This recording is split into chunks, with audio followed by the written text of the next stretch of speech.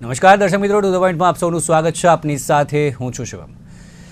દર્શક મિત્રો, to the પોઈન્ટમાં વાત કરીશું આજે ફરી એક વખત જે ડ્રગ્સની, ખાસ કરીને આજે ડ્રગ્સની, કારણ કે ડ્રગ્સ પેડલરો કે જે બેફામ બન્યા છે. અમદાવાદની તો વાત કરવાની જ છે, કારણ કે એક બાદ એક કેસ આવતા જાય છે ડ્રગ પેડલરો કે જે પકડાતા જાય છે. પરંતુ વાત આજે એ કરવી છે ડ્રગ્સ પેડલરો ખાસ, પરંતુ તેમને કોઈ ડર નથી રહ્યો. પોલીસની વાત કરીએ તો પોલીસ પર હુમલો કરવામાં આવે છે. જ્યારે તેમને પકડવા જાય છે ત્યારે પોલીસ પર સામે તે હુમલો કરે છે. અને એવી જ ઘટના 2 ઓગસ્ટના રોજ બની હતી. અમદાવાદના આશ્રમ રોડ ખાતે આજે એક ઘટના બની હતી કે જ્યાં પોલીસની આપણે વાત કરીએ તો તે પકડવા માટે ગઈ હતી અને તેને જે કારમાંથી બહાર આવવાનું કહેતા જે પોલીસ પર જ કાર ચડાવી દીધી હતી. પરંતુ ત્યારબાદ જે પોલીસે તેને બહાર કાઢ્યો હતો અને તેની ધરપકડ કરી હતી. 58 ગ્રામ જેટલો આરોપી પાસે જે ડ્રગ્સ પણ મળી આવ્યું હતું. સવાલ એ થાય છે કે આ ડ્રગ્સ પેડલરોને કેમ કોઈ પણ પ્રકારનો ડર નથી રહ્યો અને ખુલ્લેઆમ જે ડ્રગ્સનું વેચાણ કરી રહ્યા છે. અવારનવાર જે ડ્રગ્સના પેડલરો પકડાતા હોય છે તે આપણે સૌ જાણીએ છીએ. અને જે યુવાધન છે, ખાસ કરીને અમદાવાદનું હોય કે પછી મોટા તમામ શહેરોની વાત કરીએ, સુરત હોય, રાજકોટ હોય, વડોદરા હોય, તમામ જગ્યાએ, તો ત્યાં જે યુવાધન છે તેને બરબાદ કરી રહ્યા છે. પોલીસના હાથે લાગે છે, પરંતુ તે પહેલાં કેટલું એ જે ડ્રગ્સ છે તેમણે વેચી દીધું હોય છે. અને કોની રહેમ નજર હેઠળ આ થઈ રહ્યું છે? કારણ કે પોલીસનો પણ ડર નથી. પોલીસ પર હુમલા કરે છે. તેમને મનમાં એવું હશે કે કંઈ પણ કરીશું પછી છૂટી જઈશું આરામથી, એવું છે કે શું? ઘણા બધા સવાલ કે જે આ ઘટના બાદ સામે આવ્યા છે, તે જ બાબતને લઈને આપણે ચર્ચા કરીશું. 2 મહેમાન મારી સાથે જોડાઈ ગયા છે, તેમની સાથે ચર્ચાને આગળ વધારીએ. પૂર્વ જે પોલીસ અધિકારી આપણી સાથે જોડાયા છે, RM ભદૌરિયા, અને તેમની સાથે છે એન્ટી ડ્રગ્સ એક્ટિવિસ્ટ છે બંનેનું નિર્માણ ન્યૂઝમાં. સૌથી પહેલાં સાહેબ, આપનાથી જે શરૂઆત કરીએ. જે મેં વાત કરી કે આ ડ્રગ્સ પેડલરો જે પ્રકારે બેફામ બન્યા છે, કરે છે, તેમને પકડે છે, પરંતુ પોલીસ પર જ સામે હુમલો કરવામાં આવે છે અને બેફામ રીતે હુમલો કરવામાં આવે છે. CCTV કેમેરાના ફૂટેજ છે, તમને ખબર છે CCTV કેમેરા છે, છતાં પણ પોલીસ પર આ રીતે ખુલ્લેઆમ હુમલો કરવામાં આવે છે. દિવસભરમાં જે આ વિરોધ, જે હુમલો છે તે કરવામાં આવ્યો છે પોલીસ પર. કોનો કાયદાનો કે કોઈનો ડર શા માટે આ પેડલરોને નથી રહ્યો? શું કારણ આપને લાગી રહ્યું છે? આમાં એવું છે કે જે ડ્રગ્સ છે એ મોસ્ટ ઓફ તો નાર્કોટિક્સ એક્ટ પ્રમાણે એના ઉપર કાર્યવાહી કરવામાં આવે છે. અને નાર્કોટિક્સ જો કેસ છે એમાં સજાની જોગવાઈઓ પણ વધારે છે. એમાં 10 વર્ષની સજા જોગવાઈ છે અને લાખ રૂપિયાનો દંડ છે મિનિમમ એમાં. તો આરોપીઓ શું હોય છે કે માનો એ લોકો દારૂ કે શરાબનો ધંધો કરતા હોય, એમાં એમને શોર્ટ ટાઈમમાં એને જામીન પણ મળી જતા હોય છે અને આપણે ચાન્સ પણ હોય છે છૂટવાના. ડ્રગ્સમાં સજાના ચાન્સ વધારે હોય છે, કેમ કે હવે તો સરકારી પંચો પણ રાખવામાં આવે છે. એટલે લગભગ છે ને NDPS ના કેસોમાં હું માનું છું કે લગભગ 80 થી 90% કેસોમાં સજા થતી હોય છે. અને હમણાં એવું પણ સુપ્રીમ કોર્ટે એક જજમેન્ટ આપ્યું છે કે કોઈ પણ નાર્કોટિક્સ એક્ટનો કેસ હોય એમાં આગોતરા જામીન આપવાના નહીં. મોસ્ટ ઓફ શું છે, જે ગુનેગારો છે એ પણ ખૂબ હોશિયાર થઈ ગયા છે, કાયદા જાણે છે. હવે જો ખરેખર ડ્રગ્સ સાથે પકડાઈ જશે તો એને આગોતરા જામીનનો ચાન્સ ના રહે, એના બીજા આરોપીઓના અથવા પોતાના જામીનનો ચાન્સ ના રહે અને ભવિષ્યમાં સજાની જોગવાઈઓ થાય. એટલા માટે પણ એ લોકો શું કરે છે કે પોલીસથી પકડવામાં ના આવે એટલા માટે એ લોકો ભાગવાની કોશિશ કરતા હોય છે. અને આ સમય દરમિયાન પોલીસ ઉપર હુમલો પણ કરી દેતા હોય છે અને ભાગી જતા પણ હોય છે. પોલીસને જ્યારે આની બાતમી મળે છે ત્યારે પોલીસ એની કાર્યવાહી કરે છે, પકડવાની કોશિશ કરે છે, કાયદેસર ચાર્જશીટ પણ કરે છે. પણ આ જે ગુનેગારો છે એ લોકોને કાયદાનો ડર હોતો નથી. કેમ કે આપને ખ્યાલ હશે કે પોલીસને મારવાના પણ પાવર્સ હોતા નથી. જાહેરમાં મારવાનું કે એનું આ બધું કરવા માટે પણ ઉપરથી નામદાર કોર્ટોના કડક વલણના કારણે, હાઈકોર્ટ, સુપ્રીમ કોર્ટના કારણે પોલીસની પણ મજબૂરી હોય છે. પોલીસ કોશિશ તો કરે છે, પણ બધા કિસ્સામાં તો નહીં, પણ અમુક કિસ્સાઓમાં જે ગુનેગારો છે બેફામ થઈ જાય છે, સામેથી આવીને પોલીસને જો ધરપકડ કરવા માંગે તો ભાગવાની કોશિશ કરે છે. માનો એના પાછળથી પકડાય, એની પાસે મુદ્દામાલ ના મળે તો ડ્રગ્સનો કેસ ના થાય, તો પછી પોલીસને મારવાનો કેસ થાય. એ કેસમાં સજાની જોગવાઈ ઓછી છે, પણ ડ્રગ્સની કેસમાં સજાની જોગવાઈ વધારે છે. એવી જો એને નોલેજ હોય છે, એના કારણે પણ ઘણી વખત ગુનાઓ બની જતા હોય છે. જેના કારણે આ ખાસ કરીને કોલેજ, હોસ્ટેલ વગેરે જ્યાં છોકરાઓ રહેતા હોય તેવા વિસ્તારમાં આવી બધી વધારે હોય છે. કોર્ટ અને પોલીસ મહેનત તો કરી રહી છે, પણ તે છતાં આવી નાની ઘટનાઓ તો બનતી જ રહે છે. જી તાહાજી, આપ શું કહેશો? આ જે ઘટનાઓ બની રહી છે, આ એક ઘટના નથી, આની પહેલાં પણ આવી ઘટના બની છે. ખુલ્લેઆમ પોલીસ પર હુમલો, આપની પ્રતિક્રિયા શું છે? સર, આ 100% એક નિંદનીય મતલબ છે કે જે ના બનવું જોઈએ. એક સમાજ જેના અંદર આપણે રહેતા હોય, જેના વચ્ચે સભ્ય લોકો રહેતા હોય, જેના વચ્ચે ભવિષ્યના મતલબ કાર્ય કરતા હોય, સિટીઝન્સ રહેતા હોય, એ સમાજના અંદર આવી વસ્તુઓ યા આવા કાર્ય જો થતા હોય તો આ ખરેખર એક દુઃખની વાત છે. જેમ સાહેબે કીધું કે ભાઈ પોલીસ એ લોકોનું કામ કરે છે, યા જે રૂલ્સ એન્ડ રેગ્યુલેશન્સ એક્ટ બના છે, આ સગલાના અંદર ખરેખર મતલબ એક અપગ્રેડ લેવલની જરૂર છે. જેમ કીધું કે ભાઈ લોકોને યા મતલબ જે પેડલર્સ છે યા જે લોકો આ ધંધો કરે છે એ લોકોને કાયદાનો ડર નથી. તો આ ડર દેશવું બહુ અગત્યનો વિષય છે અને સૌથી પહેલા આના ઉપર કામગીરી થવી જોઈએ. આના વખતે પોલીસને એડિશનલ પાવર્સ આપવાની જરૂર છે. ઇમિડિયેટ એક્શન યા ઇમિડિયેટ રિસ્પોન્સના વખતે ટીમ્સ ફોર્મેશનની જરૂર છે. તે સાથે સાથે એડિશનલ કે ભાઈ આ વિજિલન્સ વધારવાની જરૂર છે. જેમ સરી કીધું કે ભાઈ હોસ્ટેલ્સ છે યા કોલેજીસ છે યા આવી જગ્યાના ઉપર આ બધાનો બિઝનેસ બહુ વધારે સ્પ્રેડ થાય છે. યંગસ્ટર્સ આનામાં વધારે એટ્રેક્ટ થાય છે. તો આ સગળી જગ્યાના ઉપર એક વોચ, એક વિજિલન્સ હોવું જરૂરી છે તાકી એક ડર રહે કે નહીં આ ખોટું થઈ રહ્યું છે. 90% કેસીસના અંદર જે થાય છે એ જોવા મળે છે તો એનામાં શું થાય છે કે ભાઈ જે ડ્રગ એડિક્ટ બનો છે એને એનો ખર્ચો નિકાલવાના વાસ્તે પેડલર બનવાની જરૂર પડે છે, કેમ કે એને એડિક્શન, જેમ કે આજનો જે શો છે અમદાવાદનો જે બનાવ છે એના અંદર સેમ વસ્તુ થઈ કે જયારે પોલીસ ઇન્વેસ્ટિગેશન થઈ તો એ આરોપીએ કબૂલ કર્યું કે ભાઈ મેં પોતે અધીન હતો, મેં આઈ વોઝ એડિક્ટ હતો અને મારો ખર્ચો નિકાલવા વાસ્તે મેં પેડલિંગનું કામ ચાલુ કર્યું તાકી એનું જે કમિશન આવે એનાથી મેં મારો એડિક્શનનો શોખ પૂરો કરી શકું. તો આ કहीं ના કहीं મતલબ it is a chain cycle કે જે આજે યુઝ કરી રહ્યો છે એ કાલે વેચી રહ્યો છે. તો આ એક મલ્ટી લેવલ કોન્સેપ્ટ થઈ રહ્યું છે કે જેના અંદર લોકો ઇઝીલી જોડાતા જઈ રહ્યા છે, એ લોકોના એડિક્શનના હિસાબથી જોડાતા જઈ રહ્યા છે અને આવું બનાવ બની રહ્યો છે. હવે જે હુમલો કરવાની વાત છે એ આ છે તો આનામાં ઘણા બધા ફેક્ટર્સ છે કે જે કે લો એન્ડ ઓર્ડરનો ડર નથી, એ સૌથી પહેલા છે. બીજું કે એ નશાની હાલતમાં શું કરી રહ્યો છે ઘણી વખતે તો એની બી ભાન નથી હોતું. આએ દિન આપણે જોતા હોઈએ છીએ કે ભાઈ રોડના ઉપર શરાબના નશામાં લોકો ધૂત થઈને બેફામ હરકતો કરી રહ્યા છે, એનામાં ડ્રગ્સના નશાના અંદર બી હોય છે અને આ હોય છે. રોડના ઉપર ગાડી ચલાવવાની વાત કરો યા પેડલિંગની વાત કરો તો it has become an insecured society જે આપણે જીવી રહ્યા છીએ. તો આના ઉપર ખરેખર કડક કાયદાની જરૂર છે. જેમ એનડીપીએસ ના અંદર કે ભાઈ 10 વર્ષની જેલ છે, આ છે. તો આ બધું ક્યારે છે કે આફ્ટર કન્વિક્શન કે ભાઈ એ કોર્ટમાં ગયો, એના ઉપર સાબિત થયું, જજે એના ઉપર ફેસલો આપ્યો. બટ એવું કઈ સ્ટ્રિક્ટ પ્રોવિઝન્સ લેવાની જરૂર છે અત્યારે સરકારને, પગલા લેવાની જરૂર છે ડિપાર્ટમેન્ટ સરકારની કે જ્યાં આ લોકો કરવાના પહેલા યા વેચવાના પહેલા યા યુઝ કરવાના પહેલા એ લોકોને ડર હોવું જોઈએ. એજ્યુકેશનલ ઇન્સ્ટિટ્યુશન્સ को या हॉस्टल्स को या प्राइवेट सोसाइटीज को जहां यंगस्टर्स ની ક્વોન્ટિટી યા મતલબ જ્યાં વધારે રહી છે આ સગલા જગ્યાના અંદર છે અને આ કોઈ એક પર્ટિક્યુલર જગ્યાની કે અહેમદાબાદ, રાજકોટ જેવા આપી કીધું કે આ હર એક જગ્યા છે. આ ધીમે ધીમે ગામડાઓ સુધી બી ફેલી જશે અને ઓલરેડી થઈ રહ્યું હશે. જે આપણી નોલેજની બહાર છે, ઉજાગર નથી થઈ રહ્યું. પણ હા, આ ધીમે ધીમે આખા દેશના અંદર ફેલશે અને આવનારી જે પેઢી છે એ આખી ખતમ થઈ જશે. તો it is A high time જેને આપણે કહીએ છીએ કે ભાઈ હવે બરદાશ્તનો ઉપર થઈ ગયું છે અને પાણી સર કે ઉપર ચલા ગયા है. अब अभी नहीं तो कभी नहीं. આ એવો માહોલ છે સર. જી ચોક્કસથી. ભદૌરિયા સાહેબ, અત્યારે જે પોલીસ પર હુમલો થયો છે, અમદાવાદની વાત કરીએ, અમદાવાદમાં જે ડ્રગ્સને લઈને જે કેવો માહોલ છે ખાસ કરીને, કારણ કે અવારનવાર આ પેડલરો પકડાઈ રહ્યા છે. અમદાવાદની વાત કરીએ, જો આ પ્રકારની સ્થિતિ રહી તો ભવિષ્યમાં આપ શું સ્થિતિ જુઓ છો અને તેની સાથે પોલીસે કેવી રીતે કામગીરી લેવી પડશે આવા ડ્રગ્સ પેડલરોની વિરુદ્ધમાં, જેથી પોલીસ પર હુમલો કરતા પહેલા તે 100 વાર વિચારે? આમાં બંને બાજુ વિચાર કરવો જોઈએ કે એક બાજુ તો માનો ડ્રગ્સ પેડલર છે તો બીજી બાજુ આપણો નવયુવાન લોકો છે.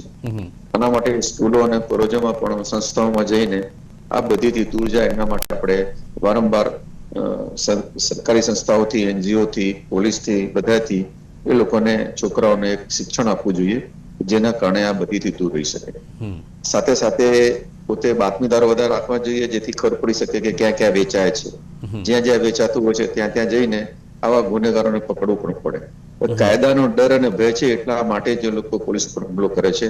અને ખરેખર સરકારનો જો કાયદો બનાવ્યો છે એટલો બહુ આ જે NDPS એક્ટ છે એ બહુ એવો કડક કાયદો છે જેમાં પકડાઈ ગયા પછી આરોપીને છૂટવાના ચાન્સ ઘણી વખત ઓછા થઈ જતા હોય છે. આપને તો કદાચ બહુ ખ્યાલ નહીં હોય, પણ NDPS ના કેસમાં જયારે કેસ કરવામાં આવે છે ને જે મુદ્દામાલ સીઝ કરવામાં આવે છે એ માલ સીઝ કર્યા પછી પોલીસ સ્ટેશનમાં ગયા પછી પોલીસ છે ને નજીકના મેજિસ્ટ્રેટ સાહેબને જાણ કરે છે અંદર ફરીથી પંચનામું કરવામાં આવે. એની સાથે સાથે છે એ આપણે બીજા કેસ છે નોર્મલ પંચો આપણે આજુબાજુને લેતા આવીએ છીએ ત્યારે પંચો નથી ત્યારે આપણે છે ને સારા પંચો માટે કોશિશ પણ કરીએ છીએ. અને જે પંચો મળે છે રિક્ષા વાળા કે બીજા ચાય વાળા કે કેટલી વાળા જે પોલીસની બીકને કારણે પંચ થઈ જતા હોય છે, પણ નામદાર કોર્ટમાં ગયા પછી એ લોકો ફરી જતા હોય છે અને પંચનામાની કોઈ વેલ્યુ રહેતી નથી. આ કેસમાં એવું નથી. આ કેસમાં જયારે પોલીસ અધિકારીને કે આપણે નાર્કોટિક્સ ડિપાર્ટમેન્ટને ખબર પડે છે ત્યારે એ લોકો સરકારી પંચો માટે લેટર લખે છે અને મામલતદાર કચેરીના કે બીજા કોઈ પણ કચેરીના ગવર્મેન્ટ સર્વન્ટ્સ આવે છે. ગવર્મેન્ટ સર્વન્ટ્સ પંચનામામાં હાજર રહે છે. આપણું પંચનામું એને નજરના રૂબરૂ કરવામાં આવે છે ને એના પછી બીજી વખત એ જ પંચનામું 48 કલાકની અંદર મેજિસ્ટ્રેટ સાહેબ તરફથી કરવામાં આવે છે. જેના કારણે આવા જેટલા પણ કેસો થાય છે એમાં હું એમ માનું છું કે 90 કરતા વધારે ચાન્સીસ સજાના વધી ગયા છે અને સજા થઈ રહી છે. સરકાર સજાગ છે, હાઈકોર્ટ અને સુપ્રીમ કોર્ટ પણ સજાગ છે. વખતો વખત નાનામાં નાના જથ્થામાં સરકાર પછી પણ જામીન આપતી વધુ સજાઓ પણ થાય છે. આ જે સજાઓને વધી ગયા છે જેના કારણે પણ ગુનેગારોને ખબર છે કે અમે જો પકડાઈશું તો વધારે થશે, પણ એક હુમલો કરીને જો ભાગીશું અને મુદ્દામાલ નહીં પકડાય તો પછી હુમલો કરવાનો જો કેસ થશે એમાં સજાની જોગવાઈ એવી છે. એના કારણે પણ આવા જે લોકો છે એ હુમલો કરતા હોય છે અને આ ધંધામાં બીજા કોઈ ધંધાઓ કરતા આવક પણ વધારે હોય છે. આની કિંમત ડ્રગ્સની છે નાના ક્વોન્ટિટીની પણ કિંમત ખૂબ હોય છે. એ ખરેખર આ વાત હોતી નથી. જે આપણે સારા ઘરના જેની પૈસા છે એ આના લતમાં ચડી જાય છે અને એ પોતે જાય છે. તો આમાં ફક્ત કોઈ એક ડિપાર્ટમેન્ટનું કામગીરી નથી. આમાં પરિવારના માણસોને પણ પોતાના બાળકોનું ધ્યાન રાખવાની જરૂર છે. પોલીસ ડિપાર્ટમેન્ટ એ કામ કરી રહી છે. સાથે સાથે જે સારા નાગરિક છે જેઓના ધ્યાન ઉપર આવે જગ્યા વેચાણ થાય છે તેમને પણ પોલીસને મદદ કરવી જોઈએ. આવા બુદ્ધિઓથી દૂર રહી શકાય તો જ આપણે છે ને સમાજમાં એક સારા સમાજ કરી શકીશું. આ બધી વસ્તુ વધતી જવાની છે. આના લોકોને નુકસાન થશે અને શરીરથી પણ નુકસાન થશે. તાજી જે આરોપીઓ આ જે પોલીસ પર હુમલો કરે છે કે પછી ન પકડવા કરે છે તેમને શું સજા કરવી જોઈએ? કેવી ખાસ કડક સજા કરવી જોઈએ જેથી અન્ય જે પેડલરો છે તેમનામાં ફફડાટ દેખાય? પોલીસે કેવી રીતે કામગીરી આ પેડલરો વિરુદ્ધ લેવી જોઈએ અસલમાં? ઇમિડિયેટ એક્શન થવું જોઈએ અને સ્ટ્રિક્ટ એક્શન કે ભાઈ સરગસ નીકળવું જોઈએ યા મતલબ એવું કે જેના અંદર એ લોકો પબ્લિકના સામે આવે અને પબ્લિકને ખબર પડે કે આ રીતના થયું છે. જેમ કે આમ રિસેન્ટલી ગુજરાત પોલીસે એક મુહિમ સ્ટાર્ટ કરી હતી કે જેટલા બી ગુંડા યા મતલબ ક્રિમિનલ એક્ટિવિટીના અંદર ઉછેલા હતા તો એ લોકો સગલાનો જુલુસ નીકળતો હતો અને પબ્લિકના સામે નીકળતો હતો. જેથી એ લોકોને એક શરમ મહેસૂસ થાય અને પબ્લિકના અંદર જે ડર છે એ ડર દૂર થાય. તો સેમ એવા સ્ટ્રિક્ટ પગલા લેવાની જરૂર છે અને પોલીસને ઓથોરિટી વધારવાની જરૂર છે કે તાકી જ્યારે પોલીસના ઉપર હુમલો થઈ શકે છે કે એક નાનો એવો ક્રિમિનલ જેનો કોઈ મતલબ વેલ્યુ નથી સોસાયટીના અંદર એ અગર એક પોલીસ યુનિફોર્મ ટ્રેન્ડ ઓફિસરના ઉપર હુમલો કરે છે તો ધ ઓફિસર ફાઇન્ડ્સ હિમસેલ્ફ હેલ્પલેસ. એના પાસે કઈ નથી કેમ કે એના હાથ બંધાયેલા છે કાનૂન સાથે કે ભાઈ કોર્ટ એને રિસ્ટ્રિક્ટ કરો છે કે હુમલો તમારે જવાબ નથી દેવાનો યા એના ઉપર આ નથી કરી શકતા. યા જેમ હમણાં સરે કીધું કે બંને ફેક્ટર વિચારવું પડે છે કે ભાઈ એક પેડલર તો છે બટ એ એક યુવાન બી છે. તો આ બધી વસ્તુના ઉપર થોડું ઓથોરિટીઝ અને થોડું પ્રોવિઝન્સ ઢીલા કરવાના જરૂર છે મલ્ટિપલ ઓર્ગેનાઇઝેશન્સને કે ભાઈ પોલીસને પાવર આપે યા સોસાયટીના અંદર રેફરલ પ્રોગ્રામ યા રિવોર્ડ પ્રોગ્રામ જેવું કરવું જોઈએ કે ભાઈ સારા માણસો આવે છે તો એ લોકોની ઇન્ફોર્મેશન ગોપનીય રાખવામાં આવશે. 100% ગોપનીય રાખવામાં આવશે. એ લોકોને કઈ અવોર્ડ યા એવું કઈ આપીએ તાકી એ લોકોને ઈચ્છા થાય મેં કઈ કરી રહ્યો છું તો એના અગેન્સ્ટમાં મને મળી રહ્યું છે યા સમથિંગ કે ભાઈ એને મતલબ આમ એક થવું જોઈએ મેં મારા સોસાયટીને યોગદાન આપી રહ્યો છું. પછી મલ્ટિપલ પ્રોગ્રામ્સ છે. ક્રિમિનલ્સ ની વાત કરીએ તો ક્રિમિનલ્સ ને તો ખરેખર મતલબ સજાએ મોત નથી આપણે કહી શકતા. That is the court's decision, જજનું કામ છે. બટ હા, એવી કોઈ સજાઓ ઊભી થવી જોઈએ કે જેના અંદર 10 વર્ષ હોય કે 10 વર્ષને વધારી શકતા હોય તો એને વધારીએ, યા એના અંદર રિગ્રસ પનિશમેન્ટ શું થઈ શકે છે કે ભાઈ 10 વર્ષ હોય જેલમાં નીકળવાનો છે, 10 વર્ષ પછી બહાર નીકળીને એ પાછો એ ધંધો નહીં કરે, એવું શું? યા એની શું ગેરંટી કે ભાઈ એ પાછો એ ધંધાના અંદર, કેમ કે એને ખબર છે કે ભાઈ okay if I can't do, મેં એક વખત જેલમાંથી નીકળી ગયો તો 10 વર્ષ પછી જયારે મેં બહાર નીકળીશ તો મને કોઈ સ્કોપ ઓફ જોબ યા કોઈ સ્કોપ ઓફ બિઝનેસ છે નહીં, કેમ કે મારા પાસે કઈ છે નહીં, એટલે ઘૂમી ફીરીને પાછું એ જ ધંધાના અંદર આવવાનું છે. તો we have to think about rehabilitation also, કે ભાઈ કડક સજાના સાથે સાથે એનું જીવનમાં આપણે પરિવર્તન લાવી શકીએ તાકી એ લોકોને આમ અહેસાસ થાય કે નહીં આ એક બિઝનેસ છે, આનામાં સારી ઇન્કમ છે, સગલું છે, but this is short time, આ લાંબા સમય સુધી નથી ચાલવાની અને આ મારી જિંદગી બરબાદ કરવાની છે. મારા પાછળ જે મારા ડિપેન્ડન્ટ છે કે મારા પરિવાર છે કે મારા મા બાપ છે, મારી વાઈફ છે, બચ્ચાઓ છે, એ સગલાની બી જિંદગી બરબાદ કરવાની છે. તો કहीं ના કहीं મતલબ આ રીતના આપણે સોશિયલ વે ના અંદરથી આને વિચારીને ડિસિઝન લેવાની જરૂર છે. જી ભદ્રેશ સાહેબ, જે પોલીસની કામગીરીની વાત કરીએ, જે રીતે કામગીરી અત્યારે થાય છે તેમાં કોઈ રીતે આ બદલાવ ઈચ્છો છો કે પોલીસને આ પ્રકારની કોઈ છૂટ આપવી જોઈએ આવા તત્વો, પછી દારૂના હોય આરોપીઓ કે પછી આ ડ્રગ્સના આરોપીઓ હોય, આવા આરોપીઓને પકડવા માટે કોઈ વિશેષ બદલાવ કરવો જોઈએ, પોલીસને આ છૂટ આપવી જોઈએ જેથી આવા જે આવી ઘટનાઓ છે તે રોકી શકાય?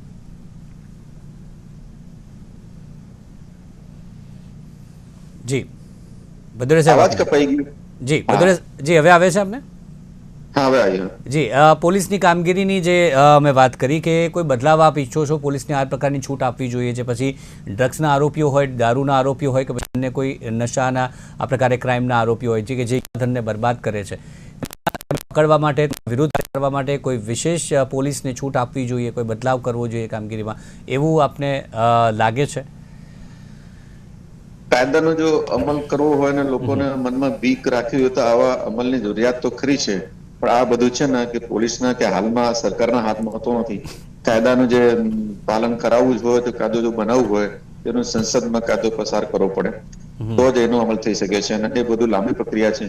અને આવા કિસ્સાઓમાં પણ છે ને ફક્ત આપણે ક્રિમિનલ માટે જોઈએ છીએ, પણ ખરેખર ઘણી જગ્યાએ હ્યુમન રાઇટ્સ કમિશન પણ હોય છે, માનવ અધિકાર પંચો છે અને બીજી સંસ્થાઓ પણ છે, તો એને આ સીધી રીતે આ બાબતમાં સપોર્ટ કરવામાં માંગતી નથી. અને કાયદાને અને સરકારને કાયદો જે બનશે એને પોલીસ અમલ કરવાની છે, જે કાયદો બનશે એના ઉપર કોર્ટોમાં કેસ ચાલવાનો છે, એ રીતે સજા થવાની છે. એટલે કોર્ટના હાથમાં કે પોલીસના હાથમાં કે હાલ પૂરતું કે જે લોકલ ગવર્મેન્ટ હોય છે, બોડી હોય છે, એના હાથમાં કઈ હોતું નથી. હાલમાં સમાજના હાથમાં પણ આમાં કોઈ કમી કરી શકે એવું હોતું નથી. એના માટે તો નવો કાયદો જ ઘડવો પડે, અને એ હાલમાં આપણે હિન્દુસ્તાનમાં લોકશાહીમાં શક્ય નથી.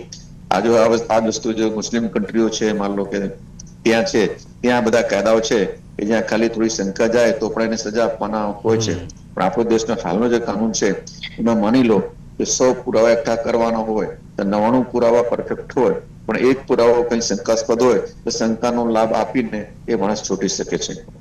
પણ એ જ વસ્તુ જે આપણે મુસ્લિમ કન્ટ્રીની વાત કરીએ તો ખાલી એક જ પુરાવો ફિટ કરવા માટે હોય, 99 પુરાવા એવા હોય કે જેનાથી એનો બચાવ થતો હોય, તે છતાં જાહેરમાં સજા આપવામાં આવે છે, હાથ કાપવામાં આવે છે, જાહેરમાં ફાંસી આપવામાં આવે છે, ગોળી મારવામાં આવે છે, જેના કારણે ત્યાં છે ને કાયદાનું કડક પાલન હોવાના કારણે લોકોના મનમાં ડર અને વહેમ હોય છે. આપણી જે પદ્ધતિ છે એમાં એક તો ડિલે બહુ થાય છે, કેસોની સંખ્યા વધારે હોય છે, કેસ ચાલતા ચાલતા પણ સમય નીકળી જાય છે, એક વખત આરોપી છૂટી જાય તો પછી કેસ ચાલતા ચાલતા બીજા 5-10 વર્ષ નીકળી જાય, જેના કારણે શું થાય છે કે કાયદાનો ડર કે ભય રહેતો નથી. એના માટે નવો કાયદો આપણે હાલમાં પોલીસના હાથમાં નથી. પોલીસ તો એ જ કામ કરશે જે તે કાયદામાં કહેવામાં આવ્યું હોય, એને મારવાના કોઈ પાવર્સ નથી, એને ફક્ત આરોપીને પકડવાના જ પાવર છે. એના પર હુમલો થાય તો જેવા ટાઈપનો હુમલો થાય ને જેવી એની ઉપર ઈજા થવાની શક્યતા હોય એવું સામે બચાવમાં હુમલો કરી શકે છે. નાની નાની બાબતો છે જેથી છે ને જાહેરમાં હાલમાં આપણા તરફથી, પોલીસ તરફથી તો કોઈમાં કાયદાનો માટે કોઈ બીજું વધારાનો અમલ તો કરી શકાય નહીં. હા, ભવિષ્યમાં જો આવા કોઈ કાયદાઓમાં સરકાર તરફથી કોઈ કડક કાયદાઓ બનાવવામાં આવશે અને આવા કોઈ જો નિર્ણય લેવામાં આવશે તો જે તે વખતે આવનાર પોલીસ વિચાર કરશે કે કઈ રીતે કામ કરી શકાશે. હાલમાં તો જે કાયદો છે એના આધારે જ પોલીસને કામ કરવાનું છે. જેના કારણે છે ને જે આની વીકનેસ છે એના કારણે આ લોકો છૂટી જતા હોય છે, એટલે હુમલો પણ કરે છે અને બનાવ પણ બને છે. જી જી જી તાજી એમાં જ એ જ સવાલ આપને કે એમાં આવા જે તત્વો વિરુદ્ધમાં કડક કાર્યવાહી, કડક હાથે પોલીસ તુરંત એક્શન લઈ શકે, જે અમુક હાથ બંધાયેલા જે આપણે વાત કરી અત્યારે ભદૌરિયા સાહેબે, તેમાં કોઈ બદલાવ કરવો જોઈએ આવા તત્વો વિરુદ્ધ? કારણ કે યુવાધન બરબાદ થઈ રહ્યું છે, દેશ બરબાદ થઈ રહ્યું છે, રાજ્ય એ આમાં ક્યાંક ને ક્યાંક બરબાદ થઈ રહ્યું છે. ત્યારે 100% આનામાં પ્રોવિઝન જ નહીં, ટોટલ રિફોર્મની જરૂર છે, ટોટલ કાયદો પલટની જરૂર છે. આનામાં વિચાર અને આના ચર્ચાના ઉપર નથી થવાનું.